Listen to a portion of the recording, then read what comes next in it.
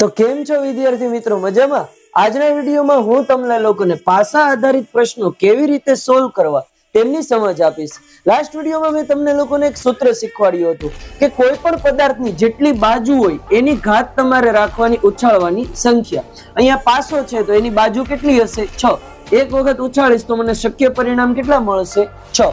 તો જો અહીંયા કુલ પરિણામોની સંખ્યા 6 રાખી છે. આ બધા જે છે એ પાસા ઉપરના અંકો.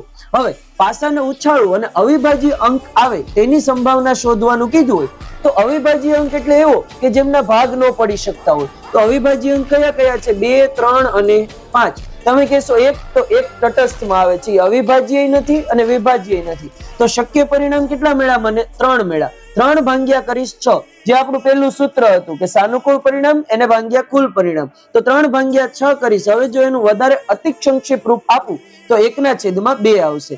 હવે વિભાજ્ય અંક પસંદ થાય એની સંભાવના તો કે 2 જ વિભાજ્ય અંક છે, 4 અને 6. જેના ભાગ પડતા હોય એને શું કહેવાય? વિભાજ્ય. તો 4 અને 6 એવા 2 અંક મળે છે તો સાનુકૂળ પરિણામમાં 2 મૂકીશ, ભાગ્યા 6 કરીશ. સંક્ષિપ્ત રૂપ આપું તો શું આવશે? 1/3. અવિભાજ્ય અંક હોય અને સાથોસાથ બેકી સંખ્યા પણ હોય એની સંભાવના મેળવવાનું કીધું હોય તો એવો એક જ અંક છે, જે કયો છે? 2. એટલે સાનુકૂળ પરિણામમાં રાખીશ 1, કુલ પરિણામમાં રાખીશ 6. તો એની સંભાવના આ રીતે આવશે. એકી કીધું હોય અથવા તો અયુગ્મ અંક પસંદ થાય એની સંભાવના કીધી હોય તો 1, 3 અને 5 આ એકી અંકો છે તો એની સંભાવના કરીશ 3/6 એટલે સંક્ષિપ્ત રૂપ આપતા મળશે 1/2. તેવી જ રીતના બેકી કીધું હોય અથવા તો યુગ્મ અંક કીધા હોય તો એવા 3 છે, 2, 4 અને 6. તો સાનુકૂળ પરિણામમાં 3 રાખીશ, કુલ પરિણામમાં 6 રાખીશ તો સંભાવના મળશે 1/2. હવે જો વિદ્યાર્થી મિત્રો તમને એવું કહેવામાં આવ્યું હોય કે 4 કે 4 થી નાની સંખ્યા મળે અથવા તો નાની સંખ્યા પસંદ થાય તેની સંભાવના, તો જો તમારે 4 ની ગણતરીમાં લેવાનું અને એથી નાની પણ ગણતરીમાં લેવાની. એટલે આવશે 1, 2, 3 અને 4.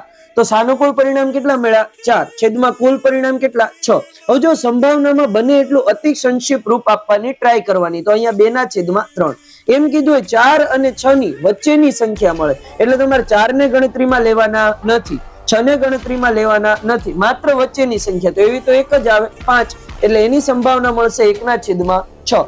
હવે એમ કીધું હોય કે 6 નો અંક પસંદ ન થાય અથવા તો ન મળે, 6 ન મળે તો કેટલા મળશે? 1, 2, 3, 4 અને 5. તો સાનુકૂળ પરિણામ મળ્યા 5, કુલ પરિણામ 6. તો આ મળી ગઈ એની સંભાવના. અને અહીંયા જો બીજા દાખલાની અંદર તમારે યાદ રાખવાનું કે અહીંયા ગમે એ અંક રાખ્યો હોય અને એમ કીધું હોય વચ્ચેની સંખ્યા, તો જે 2 અંક આપ્યા હોય એને ગણતરીમાં લેવાના નહીં.